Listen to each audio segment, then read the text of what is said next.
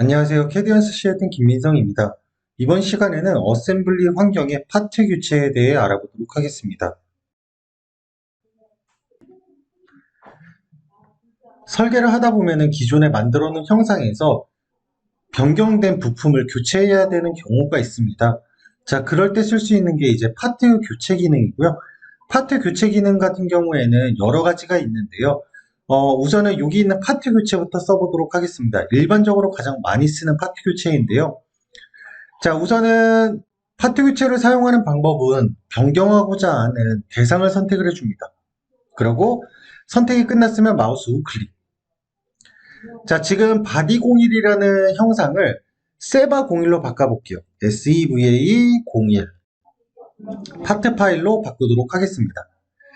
자, 이 상태로 열기를 누르게 되면은 이제 이러한 알림창이 뜨게 되는데, 이거는 뭐냐면 형상이 바뀌기 때문에 유지할 수 있는 조립 조건이 있을 거고요. 유지하지 못하는 조립 조건이 있을 겁니다. 그래서 그 유지하지 못하는 조립 조건에 대해서 삭제를 할 건지, 아니면 억제를 할 건지, 아니면 그냥 기능을 취소할 건지 선택을 할 수가 있거든요.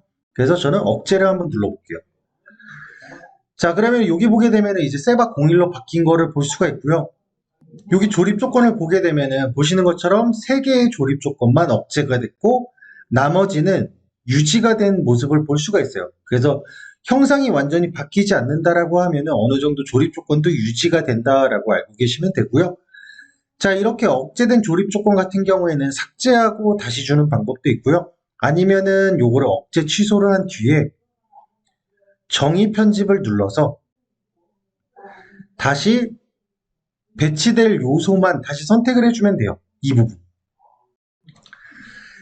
자, 그렇게 되면 여기 보시면은 이제 복구된 모습을 볼 수가 있고요. ESC를 눌러서 다시 한번 보도록 하겠습니다. 여기 보시면은 이제 복구된 조립 조건이 있죠. 그래서 이런 식으로 깨진 조립 조건들 같은 경우에는 복구를 해서 사용하시면 되겠습니다. 자, 그 다음은 다른 파트 교체에 대해서 알아보도록 할 텐데요. 우선은 여기 파트를 표준 파트에서 교체라는 거는 솔리드 엣지의 스탠다드 파트 라이브러리라고 해서 표준품에 대한 라이브러리를 제공하는 기능이 있어요. 그래서 그게 설치되어 있다라고 하면은 사용할 수 있는 기능이고요. 자, 그 다음 파트를 새 파트로 교체 같은 경우에는 내가 별도의 파트를 아예 만들어 버리는 거예요. 이런 식으로.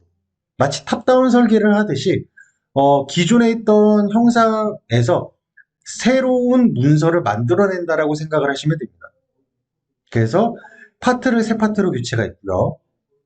그리고 여기 보게 되면 이제 복사본으로 교체는 여기 세바 01번이 있잖아요. 이 세바 01번을 다른 이름으로 저장을 하면서 내가 편집을 할 수 있게끔, 그러면서 모델도 교체하는 그러한 기능이라고 생각을 하시면 됩니다. 자, 그 다음에는 마지막으로 파트를 3dfindy.com 파트로 교체라는 게 있는데, 이거는 뭐냐면은 3dfindy이라고 라이브러리를 제공하는 웹페이지가 있어요. 그 웹페이지에서 내가 원하는 부품을 선택해서 교체할 수 있게끔 해주는 기능입니다. 그래서 요걸 한번 써보도록 할게요. 자, 우선 클릭을 하도록 하고요. 3dfindy 같은 경우에는 비슷한 형상을 찾아주는 기능이 있거든요.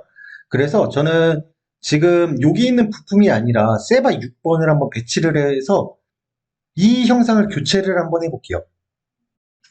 자, 여기 보게 되면은 이제 아까 그 3D 파인드잇을 다시 눌러주고요. 이 형상을 교체하겠다라고 선택을 해준 뒤에 마우스 우클릭을 해줍니다. 그러면은 카데나스에서 제공하는 3D 파인드잇이라고 해서 이렇게 별도의 창이 나타나게 되고요. 조금 기다리게 되면은 내가 선택한 부품과 흡사한 부품들을 이렇게 찾아줘요. 그리고 하단에 보면 퍼센트가 적혀져 있는데 이 퍼센트는 얼마만큼 흡사한지 그 비율을 나타내 주는 겁니다. 그래서 예를 들어서 내가 원하는 부품을 찾았다라고 하면은 이렇게 클릭을 해주시고요. 자, 그러면은 밑에 이렇게 미리 보기도 나오고 여기 규격도 나옵니다. 이 상태에서 이제 내보내기 기능을 통해서 여기에 배치를 할 수가 있는데요. 내보내기를 사용하기 위해서는 우선 로그인이 필요합니다. 그래서 필요하신 분들은 로그인을 하시고 이제 다시 내보내기를 누르게 되면은 여기에 배치가 되게 될 거예요. 그리고 그 3D 파인딧에서 제공하는 부품들은 다 히스토리가 남아 있습니다. 그래서 히스토리를 기반으로 수정도 가능하기 때문에 이 점 참고하시기 바랍니다. 자, 그래서 이번 시간에는 파트 교체에 대해서 알아봤습니다. 이상으로 이번 교육은 마치도록 하겠습니다. 감사합니다. 캐디언스 시스템의 김민성이었습니다.